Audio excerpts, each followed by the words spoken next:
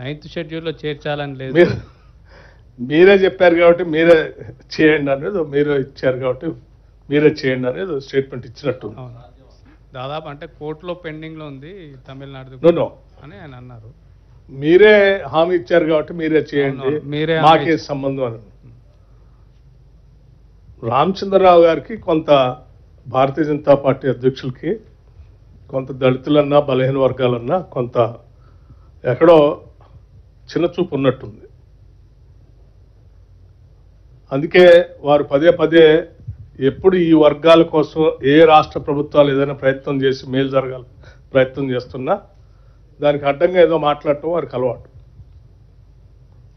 గతంలో హైదరాబాద్ సెంట్రల్ యూనివర్సిటీలో జరిగిన సంఘటనకు సంబంధించి వారి పాత్ర ఏంటో ఈ రాష్ట్ర ప్రజలకి దేశానికి కూడా తెలుసు. ఇవాళ ఎస్ మేమే హామీ ఇచ్చాము క్యాస్ట్ సెన్సస్ చేస్తామని, ఆ ఎంపిరికల్ డాటా ప్రకారం 42% రిజర్వేషన్ కల్పిస్తామని కూడా మేమే చెప్పాము.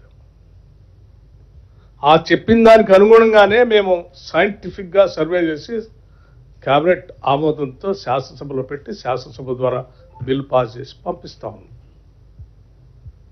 మీరే చెప్పారు మీరే చేసుకోండి అంటే ఇది రెండు రాష్ట్ర ప్రభుత్వం, ఇదేంటి రాష్ట్ర ప్రభుత్వాలు కేంద్ర ప్రభుత్వాలకు సంబంధించిన వ్యవహారం. కానీ ఏదో మేమేమో భారతీయ జనతా పార్టీని మీ పార్టీలో తీర్మానం చేసి దీనికి బిల్లు ఆమోదం చేయండి అని నేను చెప్పలేను. పార్లమెంట్లో కేంద్ర ప్రభుత్వం దీన్ని ఆమోదం తెలియజేసి చేయండి అని చెప్తా ఉన్నాం.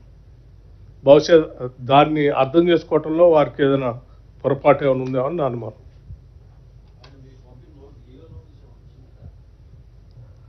ఇటువంటి లీగల్ నోటీసులకి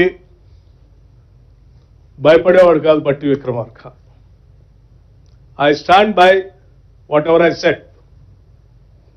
సమయం వచ్చినప్పుడు డెఫినెట్గా ఆ లీగల్ నోటీసు ఆయన చెప్పిన దానికి, ఆయన నోటీస్ పంపించిన దానికి ఆ పార్టీ పరంగా ఏ రకంగా సమాధానం చెప్పాలో తెలుసు, వ్యక్తిగా నేను కూడా ఏ రకంగా సమాధానం చెప్పాలో కూడా తెలుసు.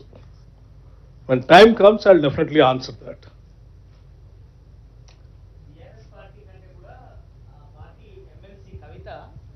సానుకూలంగా మీ ప్రభుత్వం మీద ఉంది.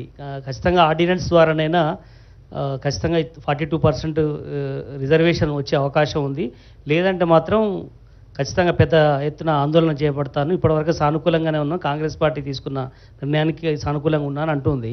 కానీ బీఆర్ఎస్ మాత్రం ఎట్టి పరిస్థితుల్లో ఇది బీసీలను మభ్యపెట్టేందుకు ప్రయత్నమే చేస్తుంది అనేటువంటి విషయాన్ని చెప్తున్నారు. మభ్యపెట్టే కార్యక్రమం ఇందులో ఏదైనా ఉందని అంటే వాళ్ళు చేశారు కాబట్టి అందరూ అట్లాగే చేస్తారనే ఆలోచనలో వాళ్ళు ఉండొచ్చు. మేము మభ్య పెట్టాలనేటువంటి ఆలోచన ఉంటే మీకు తెలుసు, క్యాబినెట్లో రాగానే 4/2/2024 నాడు ముఖ్యమంత్రి రేవంత్ రెడ్డి గారు క్యాబినెట్ సహచర సభ్యులందరితో మాట్లాడి ఈ క్యాబినెట్ తీర్మానం చేసేవాళ్ళు కాదు. క్యాబినెట్ తీర్మానం అయిన తర్వాత అసెంబ్లీలోనే పెట్టేవారు కాదు. అసెంబ్లీలో వారే ప్రవేశపెట్టి వారు మాట్లాడిన విధానం కూడా మీకు తెలుసు. ఆ తర్వాత రాష్ట్ర ప్రభుత్వం జీవో ఇష్యూ చేసి 10/10/2024 ప్లానింగ్ శాఖ ఈ క్యాస్ట్ సర్వేని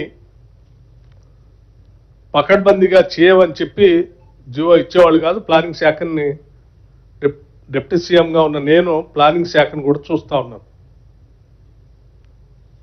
ఆ శాఖ ఆ జీవో ఇచ్చిన నాటి నుంచి ఈనాటి వరకు మొత్తం సభ అయ్యేంత వరకు కాన్స్టాంట్గా మా ప్రభుత్వంలో ఉన్నటువంటి మంత్రులు కానీ ముఖ్యమంత్రి గారు కానీ అధికారులు కానీ సిఎస్ దగ్గర నుంచి కింది స్థాయిలో ఈ క్యాస్ట్ సర్వేలో పాల్గొన్న కింది స్థాయిలో అధికారి వరకు కూడా ఇంత పకడ్బందీగా చేసి దీన్ని స్పష్టంగా సభలో పెట్టేవాళ్ళం కాదు. ఇవన్నీ ఇంత పకడ్బందీగా చేసి పెట్టాం కాబట్టి ఈరోజు మేము దేశం మొత్తం మీద కూడా దీని మీద ప్రభావం చూపించి చివరికి దేశం కూడా దీన్ని తెలంగాణ మోడల్ ఫాలో కావాలనేటువంటి పరిస్థితి క్రియేట్ చేయగలిగాం. అంటే దట్ షోస్ అవర్ కమిట్మెంట్ మా సంకల్పం కానీ మా నిబద్ధత కానీ వీటన్నిటి ద్వారానే మీకు అర్థం అవుతాం. దీంట్లో ఏమాత్రం ఇది ఉన్నా కానీ వాళ్ళ కేంద్ర ప్రభుత్వం ప్రధానమంత్రి సాక్షాత్